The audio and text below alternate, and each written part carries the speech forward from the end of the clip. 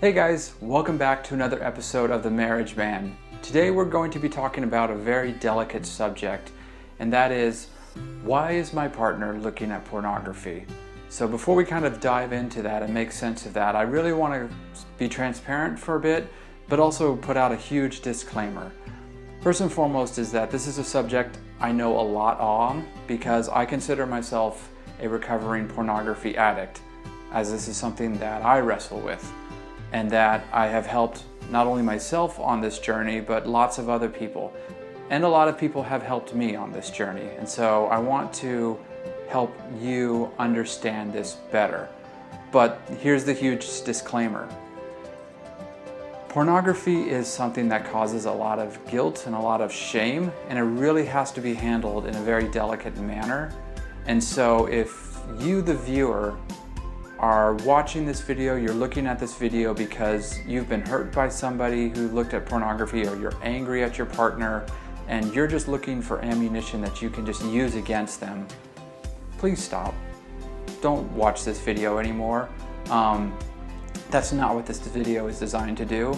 You know, I really honestly wrestled about putting this out, but my intention is this can do some good.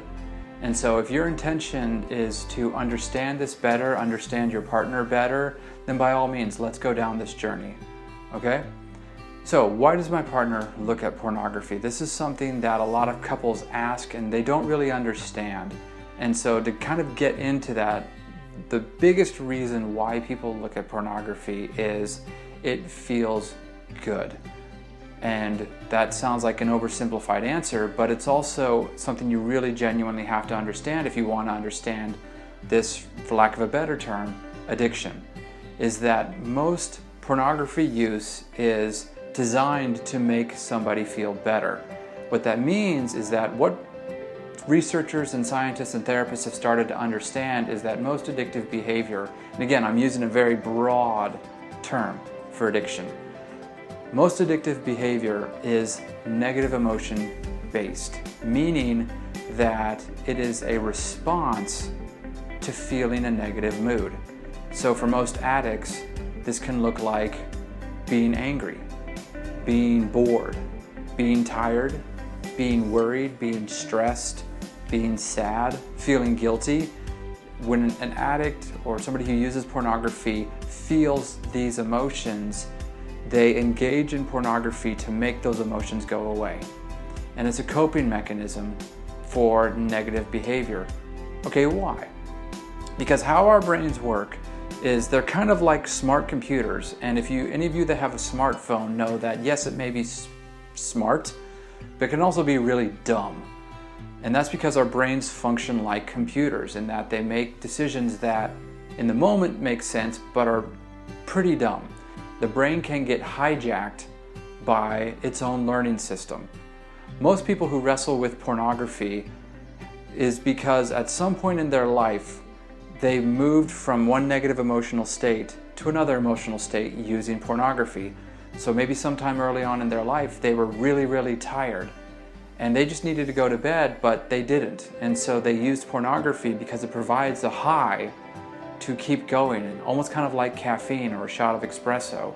Or they were really stressed and they were worried about maybe a test or a job or a relationship, and they looked at pornography, and at least for a little bit, that stress went away. And so for a lot of pornography users, they have learned over time to, when I feel this emotional state, I'm going to use my addiction. And when the brain recognizes those connections, what it starts to do is it will lace those memories, or it will lace those neural connections with dopamine. Dopamine is not the pleasure drug of our brains, it is the craving drug of our brain. So if you have a memory that's been laced with dopamine, that means that when this trigger happens, you will start to crave. So you may notice this in your own life. When you're really, really tired, you start to crave sitting down, taking a nap, taking a warm bath or a shower, or watching a show. When you're really hungry, you start to crave food. When you're really lonely, you start to crave other human relationships and contacts. Why? Because your brain is starting to recognize, okay, you're feeling this way, you need to do this because this has worked in the past. Again, it's being very smart. But what happens when in an addict's life when that connection is pornography? That's what can get really frustrating. And that's for addicts a lot of times. What happens is that maybe you're looking at pornography and it's starting to hurt your partner, and you know it's hurting your partner. So you decide to cut back or to stop altogether, and then you hit that craving. How do you make sense of that? Most people who look at pornography, when they say, you know what, nope, I'm not going to do it anymore, I'm going to be true to my partner, or I'm going to stop doing this, but then that craving hits because they can't control that craving. That's been hardwired into their brains. Well, now they look at that craving as proof that they actually didn't mean it, that there's something wrong with them, and they feel incredible guilt and shame about that, which then is what? It's a negative emotion, which then causes them to crave looking at pornography even more. And so you get this feedback loop within a lot of pornography users of, I'm going to stop, but then when I crave, I feel guilty, which then reinforces my craving. And at some point, this can go on for hours, this can go on for days, this can go on for weeks. But at some point, that feedback loop gets released, and they fall off the bandwagon, and they look at pornography again, and then they feel incredibly ashamed, they feel incredibly embarrassed, they feel like it's just further confirmation that, you know, they're a piece of garbage. And so what they do is that they start to hide. They start to hide this part of their life from their significant others because they're embarrassed, they're ashamed by it, and they give off a presentation that they're okay until you, the partner, discover that they're not, and which can be very traumatic. And so this is why I kind of started off with this disclaimer at the beginning of be very, very wise how you use this information, because how you fight pornography is not with guilt, it's not with shame, it's not with embarrassment, because if you're producing negative emotion within your partner, that's just going to make them more isolated from you. It's going to make them crave pornography more. And so what can you do? And so first off, if your partner is engaging in pornography and it's hurting, encourage them to seek support from somebody other than you. Because here's one of the hardest things that family members have to learn about people who are addicts, again, in the broadest sense of the term. You can't help that person. You can support that person, you can set healthy boundaries, but you can't help them. They have to help themselves. They have to be the ones to be the instigators and to look outside the marriage, look outside the relationship for support from other people, from counselors, from support groups, other men or other women who have gone through it. Those are the people they need to be reaching out to, not their spouse, not their partner. Because a lot of times when you're an addict, your biggest source of negative emotion is, guess who? Your partner.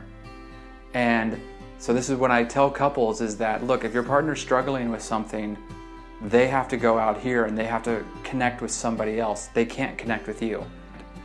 And so if your partner is wrestling with this, I hope this has helped. I hope this has kind of made a little bit more sense.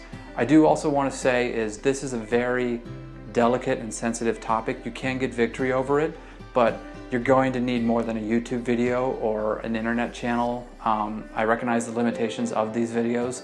So if you or your partner is struggling with pornography and you want to get better, seek help, honestly. You know, speaking as somebody who has gone down this journey, and the hardest step is the first step.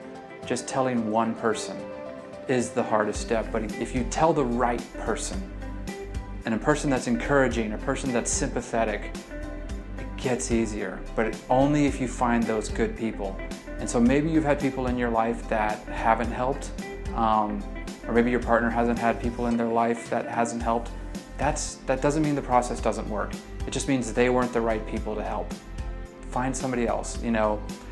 And so I encourage you, seek more help with this, seek more support with this. I'll probably talk about this more in other videos. If you would like to hear more, just hit me up on Twitter or Facebook or leave a comment down below. And as always, I will see you guys in the next video. Bye.